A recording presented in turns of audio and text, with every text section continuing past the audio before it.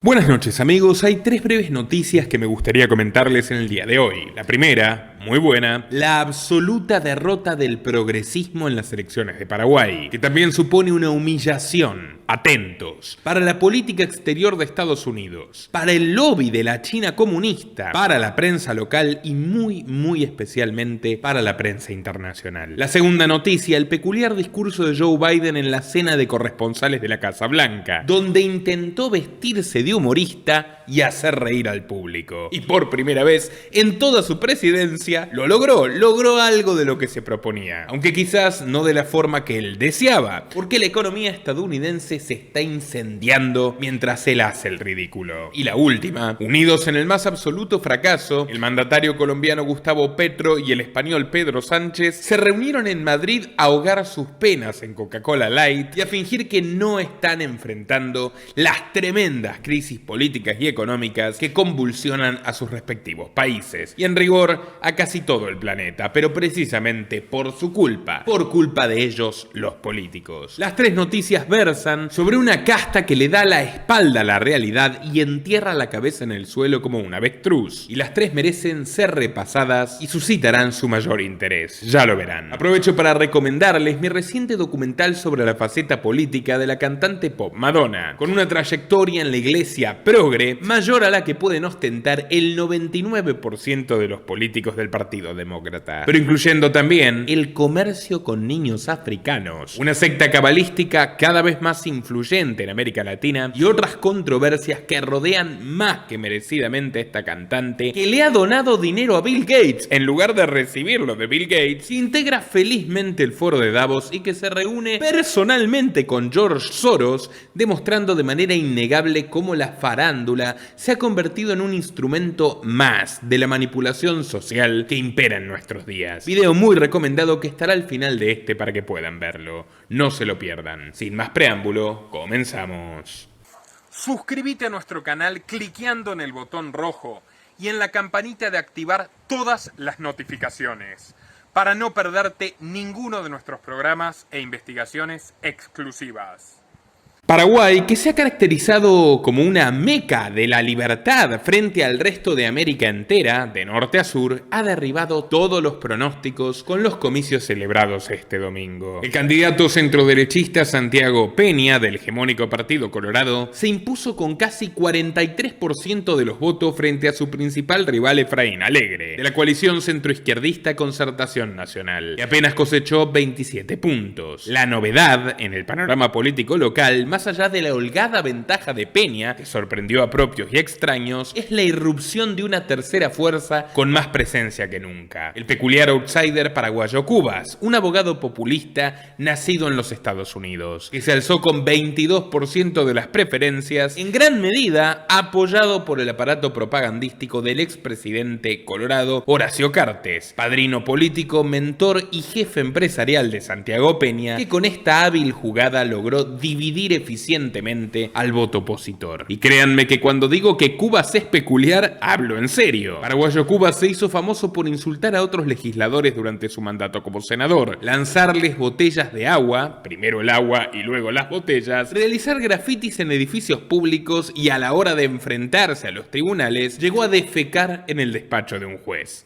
Sí, tal como lo oyeron. Su partido Cruzada Nacional podría definirse más bien como una formación demagógica de derecha, pero, como sucede con el resto de los partidos paraguayos, a excepción de la merecidamente marginada izquierda radical, la cuestión ideológica es más bien difusa. Quiero explicar algunos datos claves de esta elección. Para empezar, tal y como planteaba Efraín Alegre, el favorito indiscutido del establishment global y parte del local, por ejemplo los holdings de las familias Bierzi y Sucolillo, este duelo político no se cernía entre Santiago Peña y él, Alegre. No, la verdadera pulseada era con Horacio Cartes, que literalmente empleó a Santiago Peña en una de sus empresas y que lo elevó al podio de la primera plana política, designándolo como ministro de Hacienda durante su gobierno, que tuvo lugar entre 2013 y 2018. Alegre ya había sido derrotado por Cartes y luego fue derrotado por Mario Abdo. En otras palabras, este es su tercer fracaso. Santiago Peña, el presidente electo, es un tecnócrata de 44 años, formado en los Estados Unidos como el propio Horacio Cartes y que de hecho venía de una larga militancia en el partido de Efraín Alegre. Así que su incorporación a los Colorados fue un tradicional panquequismo político. Peña también había trabajado en el Fondo Monetario Internacional, ni más ni menos que como coordinador de la deuda de países africanos. Su victoria en las internas coloradas para la candidatura presidencial de este año fue en realidad el triunfo de su patrón Cartes, que ahora preside al Partido Colorado pese a las millonarias sanciones en su contra que le ha lanzado la administración de Joe Biden, que los indica como un elemento significativamente corrupto y azuza sus vínculos pasados y presentes con el narcotráfico y en segundo plano una supuesta relación con el lavado de dinero de organizaciones terroristas como Hezbollah. Nada de esto parece muy verosímil. Lo que quiero decir es que nadie es tan tonto como para creerse que a Biden lo altere que un aliado de los narcos mande en Paraguay si lo hace de acuerdo a sus intereses. Así que realmente no he podido desentrañar aún por qué se rompió la histórica amistad entre los Colorados y la Casa Blanca, cultivada desde los tiempos de la dictadura de Alfredo Stroessner. Con esto quiero decir, muy probablemente Cartes está vinculado al crimen organizado, sin ninguna duda, y como cualquier político, es corrupto. Pero la verdadera razón de por qué Biden boicotea a Cartes no está nada clara. Puede tratarse de un reproche por no haber avanzado lo suficiente en la agenda progresista, pero el caso es que la embajada norteamericana se propuso seriamente debilitarlo y romper con la hegemonía colorada, que se ha prolongado durante 73 de los últimos 76 años, y no lo logró. Así que la de ayer fue una noche amarga para el embajador Mark Ostfield, que Biden parece haber elegido a propósito por su pertenencia a lobbies LGBT, como una señal provocativa a una sociedad que es bastante conservadora. Conservadora pero tolerante, porque felizmente no existe una gran discriminación contra nadie en Paraguay en base a sus elecciones sexuales, pero sí existe una limitación a la capacidad de establecer prebendas y privilegios políticos identitarios, que es lo que ocurre notablemente en Brasil, Argentina, Chile y Paraguay. De hecho, fundamentalmente por el coraje de la sociedad civil paraguaya, que se moviliza fuertemente contra esto, se han tumbado, por ejemplo, reformas educativas financiadas por la Unión Europea, se ha logrado prohibir el llamado adoctrinamiento de género en todas las escuelas. Pero no solo la embajada estadounidense apoyó explícitamente a Efraín Alegre, en un acto de total impudicia diplomática también lo hizo China. Sí, en serio, todo un caso geopolítico, porque pese a ser un país mediterráneo, pequeño para lo que es Sudamérica y con apenas 6.7 millones de habitantes, Paraguay ha logrado que las dos potencias que están protagonizando una nueva guerra fría, China y los Estados Unidos, se abracen detrás del mismo candidato. Y encima, el candidato perdedor. ¿Por qué? Porque los paraguayos han establecido una de las mejores relaciones políticas y comerciales que tiene la República de Taiwán, que como sabemos es el bocado que más ambicionan las fauces hambrientas de Xi Jinping. Y Paraguay ha dado refugio a varios exiliados del régimen comunista desde tiempos de Mao Zedong. Efraín Alegre se comprometía abiertamente a rever la relación con Taiwán y a estrechar vínculos con Beijing, pero sus intenciones se quedaron a mitad de camino junto a él. Es importante comprender que Santiago Peña está lejísimos de ser un paradigma de nada bueno al menos. Un solo ejemplo. Él, cuando era ministro, y Horacio Cartes, cuando era presidente, firmaron la incorporación de Paraguay a la Agenda 2030 de la ONU y trajeron numerosas veces a su país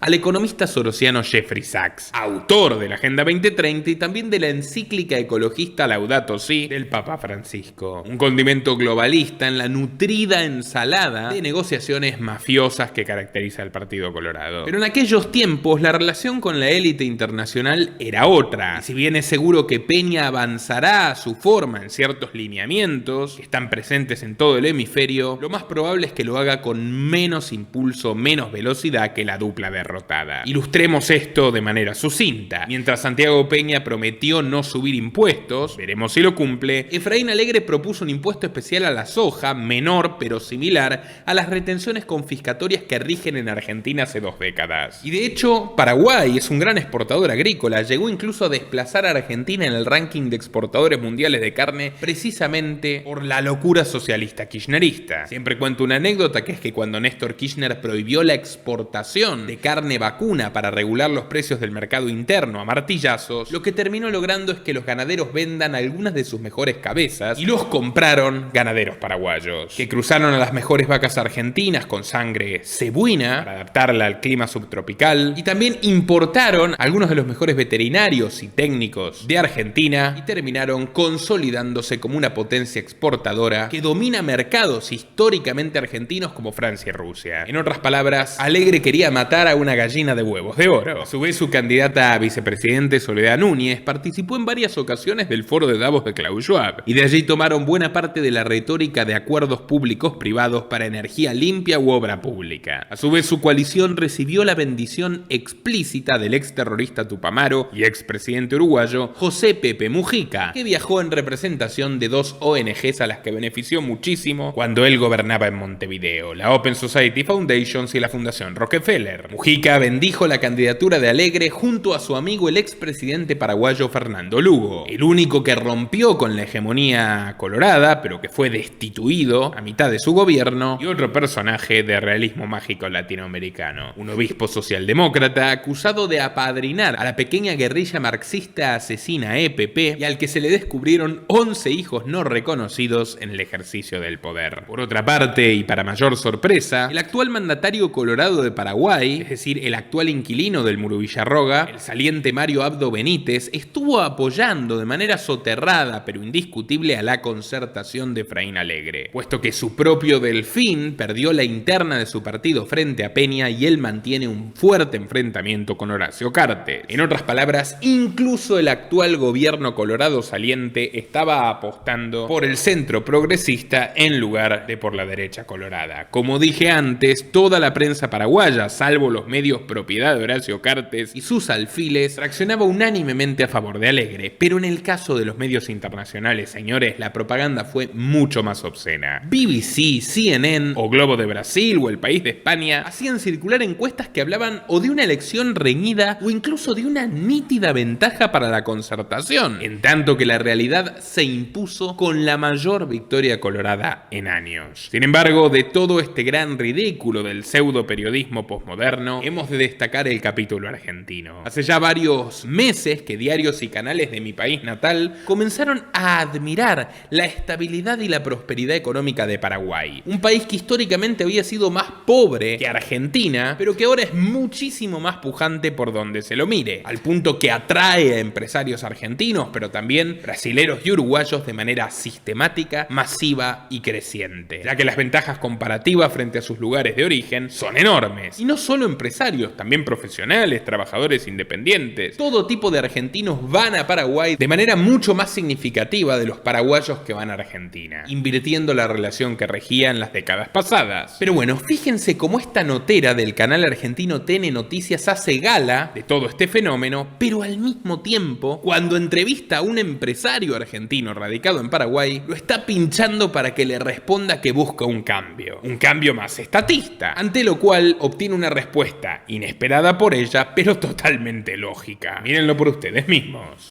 ¿Qué pasó en Paraguay en estos últimos años? Paraguay registra, y escuchen bien, 6,4% de variación interanual en inflación, ¿no? 6,4% interanual. Claro, repito el dato porque nosotros tuvimos un 7,7 mensual. Lo que nosotros tenemos en un buen mes, ellos lo tienen en un año. Exactamente, exactamente. Tienen una proyección para este año, para cerrar 2023, con una inflación anual cercana al 4,5% y con un crecimiento análogo, un guarismo muy similar para la proyección de crecimiento. Nosotros estamos ahora en el eje corporativo de Asunción, repleto de edificios nuevos, de desarrollos inmobiliarios, de franquicias internacionales. Muchísimos inversores extranjeros que han venido a Paraguay aprovechando ciertas condiciones que por supuesto tienen que ver con flexibilidad en materia impositiva, con la posibilidad de venir e invertir en desarrollos inmobiliarios, por ejemplo, y también con un contexto de mayor previsibilidad. Esta es la palabra clave que aparece en todos ellos. Juan es argentino, es desarrollador inmobiliario y trabaja acá en el eje corporativo. ¿Qué pasó en Paraguay en estos años? ¿Cómo se explica?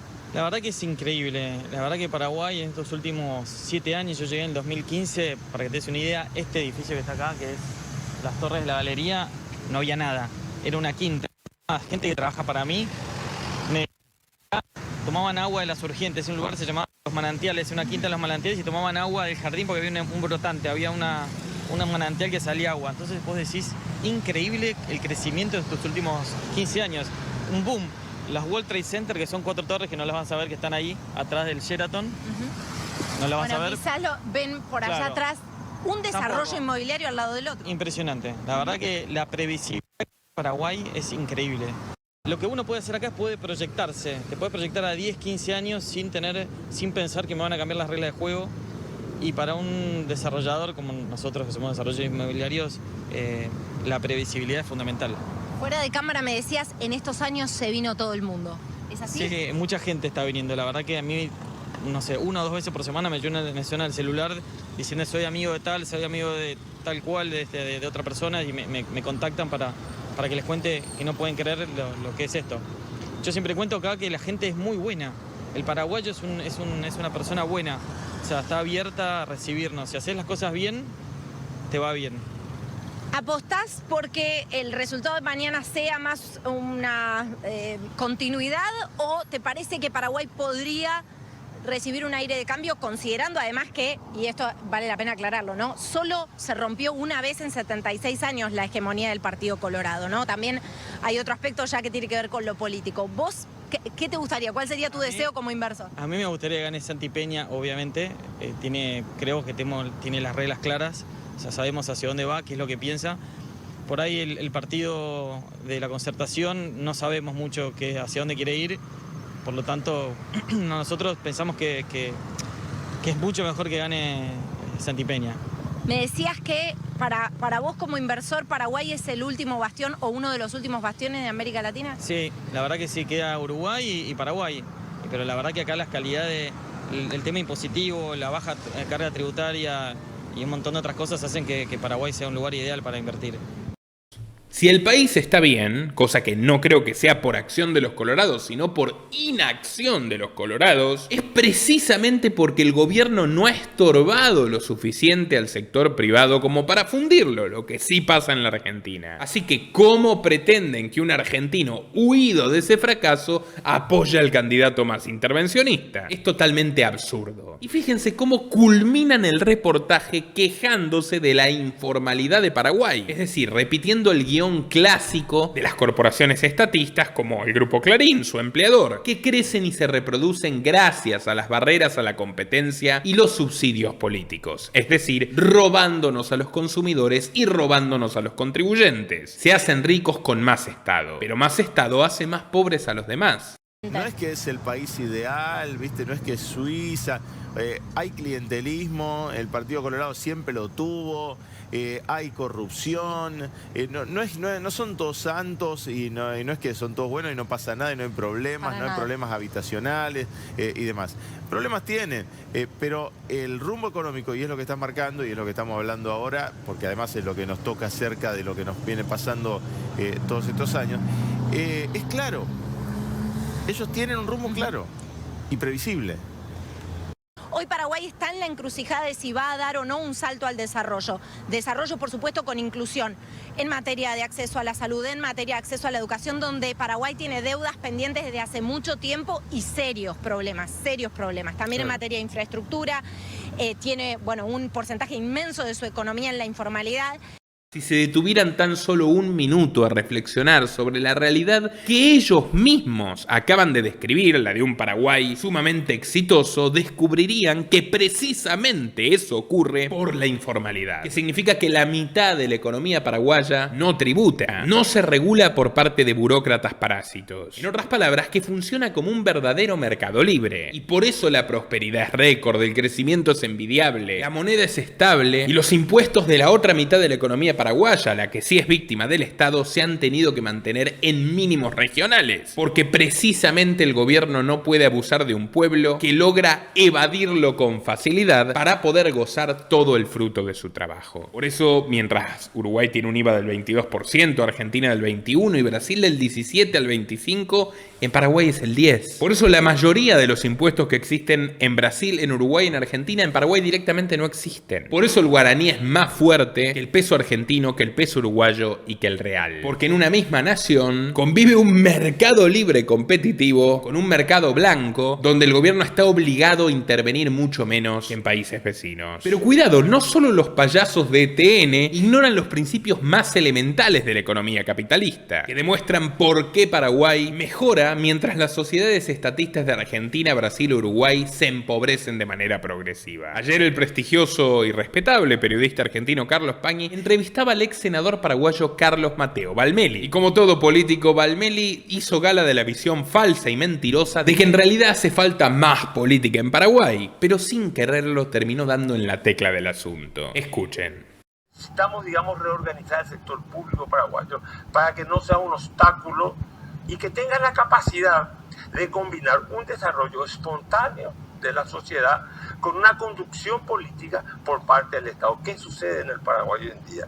Que la conducción política, el liderazgo estatal está ausente y el Paraguay se desarrolla por generación espontánea. Pero las sociedades modernas no se pueden. Efectivamente, Valmeli, todo el mérito del milagro paraguayo se debe a los paraguayos de a pie, a los ciudadanos privados, a los paraguayos que precisamente porque son gente buena, honesta y trabajadora, y tal vez porque arrastran en su memoria generaciones y generaciones de sufrimiento por largas dictaduras y guerras atroces, han aprendido a desconfiar del Estado, a darle la espalda al Estado y a no pedirle nada más que no los moleste. Lo que Valmeli ve como negativo, lo que TN ve como negativo, es en realidad la mayor virtud a la que se puede aspirar en los tiempos que corren: orden espontáneo. La antítesis más perfecta a la ingeniería social autoritaria. Y aquí viene la última postal que retrata a una nación sana, que por supuesto tiene muchos defectos, pero que indiscutiblemente son menos defectos que en la absoluta mayoría del resto del mundo. ¿Saben cuánta gente fue a votar en los comicios paraguayos del domingo? El 63%. Y eso que el voto es formalmente obligatorio. Lo que quiere decir que casi el 40% de la sociedad paraguaya rechaza el circo pseudo-democrático estatista, otro síntoma de una idiosincrasia libertaria que ha convertido aquella tierra rojiza y subtropical en un bastión de las libertades. Cuando Cartes en su día quiso reformar la Constitución para poder reelegirse y perpetuarse en el poder, los paraguayos no acudieron a las utopías anacrónicas de la división de poderes, ni le pidieron a Efraín que lo salve del problema. No, se alzaron contra la ansia megalómana de Cartes e incendiaron el Congreso. No mataron a ningún legislador ni funcionario, que huyeron como ratas de él, pero dieron una clara muestra de estar dispuestos a defenderse de cualquier exceso político. Ese mismo pueblo incumplió todas las directrices del encierro masivo de 2020, y gracias a su rebeldía, el encierro efectivo duró 1 mes y medio, mientras en Argentina, Bolivia y casi todo Brasil estuvimos encerrados 1 año o 1 año y medio. Y de hecho, por ser una de las únicas y últimas latitudes donde el Estado no llega a entrometerse en los hogares de las personas, ya sea por ineptitud o por desidia, decenas de miles de europeos resolvieron refugiarse en Paraguay, escapando de las políticas compulsivas al estilo chino de aquel oscuro momento de la humanidad. De hecho, han llegado a formar colonias y comunidades privadas en zonas rurales. Probablemente la mayoría de los paraguayos no se den cuenta del pequeño oasis que se han ganado en base al mérito. Pero mi mensaje es, primero, felicitaciones y luego, cuídenlo. Porque ya sea Santiago Peña o Efraín Alegre, Joe Biden o Xi Jinping, la ONU o el Vaticano, a nadie le conviene que sigan dando el ejemplo de que todavía se puede vivir con algo de libertad. Y que esa es una forma de existencia mucho más feliz y mucho más exitosa que la esclavitud del no tendrás nada y serás feliz. Pasamos a la siguiente noticia. Joe Biden brilló como monologuista en la cena de corresponsales de la Casa Blanca, vestido con smoking y al final con lentes de sol y un espectáculo bizarro a la altura de su récord histórico. Todos sabemos que es el presidente que más bloopers ha protagonizado en la historia universal. Y él también.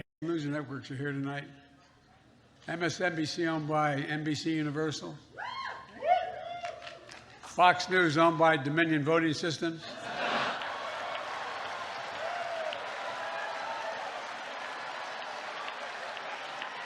Last year, your favorite Fox News reporters were able to attend because they were fully vaccinated and boosted. This year, with that $787 million settlement, they're here because they couldn't say no to a free meal.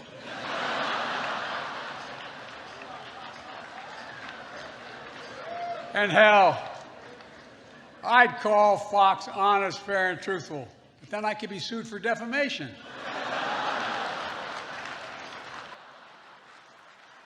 I love NPR.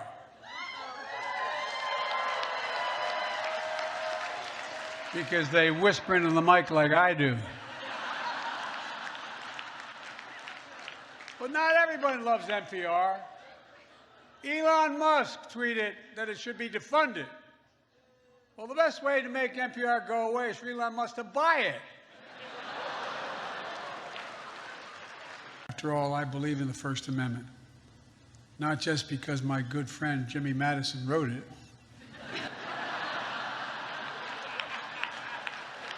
Tonight, our message is this: journalism is not a crime. Evan and Austin should be released immediately, along with every other American held hostage or wrongfully detained abroad. Roy, the podium is yours. I'm going to be fine with your jokes, but I'm not sure about Dark Brandon.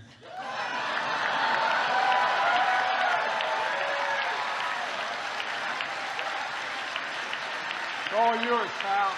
Yo le diría que tenga cuidado, más ahora que ha formalizado su intención de ser reelecto en 2024, porque antes que él hubo un demócrata que se lucía todavía más en este tipo de galas. Ese era su antiguo jefe Barack Obama. Y recordemos que justamente fue una cena de corresponsales la que determinó el lanzamiento definitivo a la política de Donald Trump, lo cual está muy detallado en mi documental sobre el personaje, que por cierto recomiendo muchísimo si no lo han visto aún. En aquella oportunidad, Obama decidió humillar a Donald Trump, que estaba presente frente a todos los espectadores, lo que terminó convenciendo a Trump de que se lance a la postulación republicana de 2016.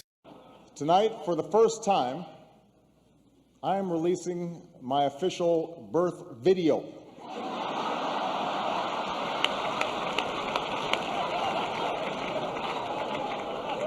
Now, I warn you, no one has seen this footage in 50 years. Not even me.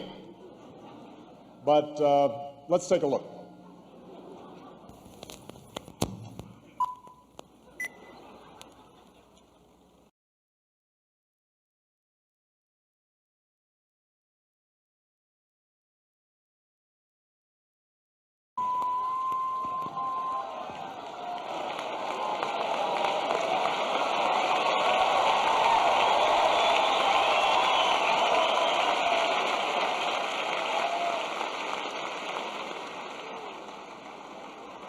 Oh well, back to square one.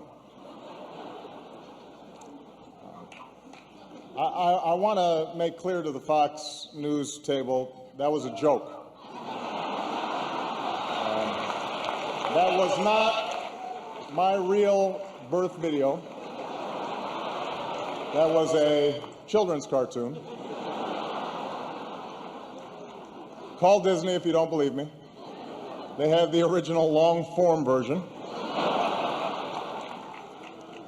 There's a vicious rumor floating around that I think could really hurt Mitt Romney. I heard he passed universal health care when he was governor of Massachusetts. Someone should get to the bottom of that. And I know just the guy to do it. Donald Trump is here tonight.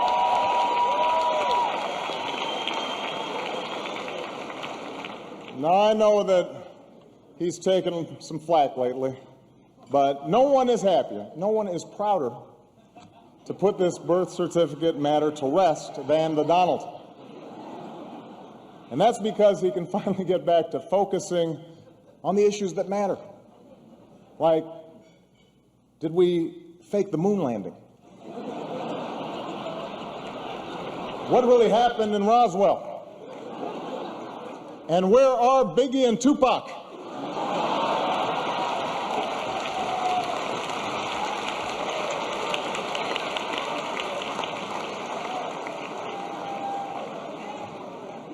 all kidding aside, obviously we all know about your credentials and breadth of experience.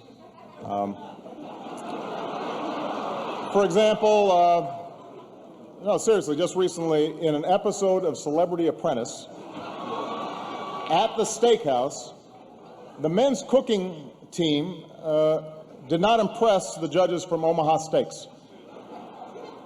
And there was a lot of blame to go around, but you, Mr. Trump, recognized that the real problem was a lack of leadership.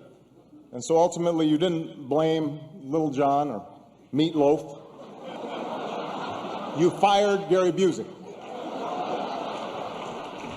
And these are the kind of decisions that would keep me up at night.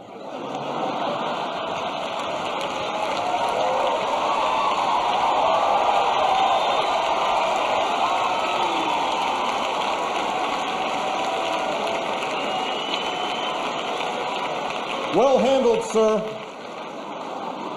Well handled. Say what you will about Mr. Trump. He certainly would bring some change to the White House. Let's see what we've got up there.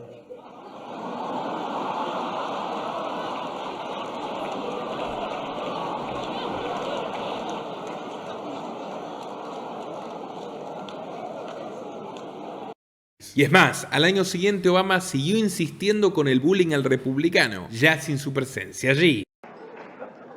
Well, let me conclude tonight on a more serious note. I want to thank the Washington Press Corps. I want to thank Carol for all that you do. You know, the free press is central to our democracy, and nah, I'm just kidding. You know I've got to talk about Trump. Come on.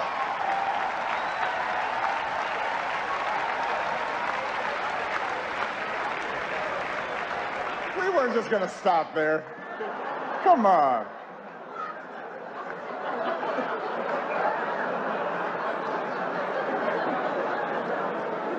Although I am a little hurt that he's not here tonight. We had so much fun the last time. And it is surprising. You got a room full of reporters, celebrities, cameras, and he says no. Is this dinner too tacky for the Donald? What could he possibly be doing instead? Is he at home eating a Trump steak? Tweeting out insults to Angela Merkel? What's he doing?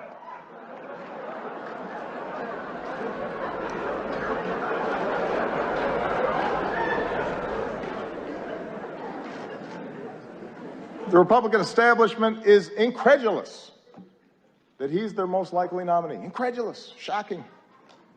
They say Donald lacks the foreign policy experience to be president. But in fairness, he has spent years meeting with leaders from around the world. Miss Sweden, Miss Argentina, Miss Azerbaijan.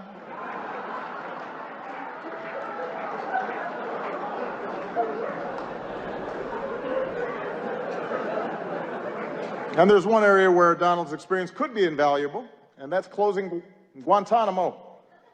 Because Trump knows a thing or two about running waterfront properties into the ground.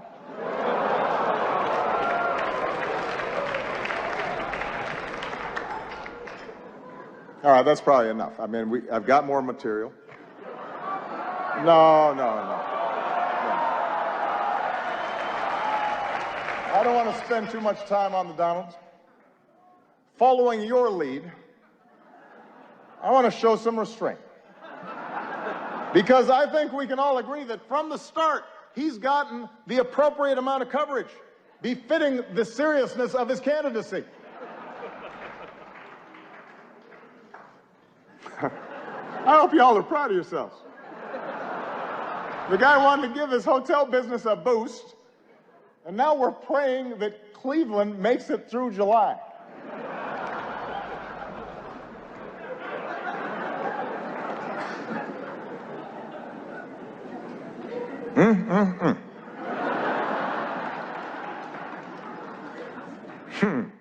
Lo que evidentemente no se imaginaba era que al cabo de unos años tendría que posar junto a él en esta postal donde no se lo ve precisamente riendo. El caso es que en el preciso instante en el que Biden pronunciaba sus jocosas palabras del discurso inicial, First Republic Bank quebraba en forma definitiva. Lo que vengo advirtiendo hace tiempo y queda demostrado que no por un vano alarmismo. Se hizo realidad, tal y como se hizo realidad lo que dijo mi compañero Nicolás Martínez Laje también en esta casa y antes que nadie, al menos que nadie lo haya dicho en YouTube en español, porque salió beneficiándose JP Morgan, propiedad de los Rockefeller y BlackRock de Larry Fink, que comanda el viejo amigo de Jeffrey, Jamie Dimon, y que ha adquirido el banco quebrado, lo que le permite concentrar ya el 14% de los depósitos de Estados Unidos, aumentando sus beneficios en un 52% en plena tormenta bancaria nacional, lo que ya según incluso la oficialista CNN se ha tornado en una verdadera amenaza para los ahorros de los ciudadanos americanos, pese a que la Fed prometa cubrir cualquier quiebra, por supuesto con más emisión de dólares, es decir, mayor inflación. Señores, señoras, vienen tiempos cada vez más difíciles para los Estados Unidos y para el mundo entero. Les recomiendo mucho visitar nuestro último noticiero junto a Nicolás Laje, donde comentamos más información crucial sobre este tema y otros tantos tópicos que incumben especialmente a México, España y Argentina. Pero antes de irme y hablando de quiebras, cabe destacar que España está oficialmente en default, en cesación de pagos. Así lo declaró el fondo de inversiones estadounidense Blasket Renewable Investment, que ha activado una cláusula que declara al Estado español en impago técnico de sus deudas, puntualmente las contraídas para solventar la transformación energética ecologista que pasó de la energía convencional a las llamadas energías renovables. En otras palabras, no solo Zapatero, Rajoy y Sánchez han arruinado a los hogares españoles con un 40% en condiciones de pobreza energética, usando menos electricidad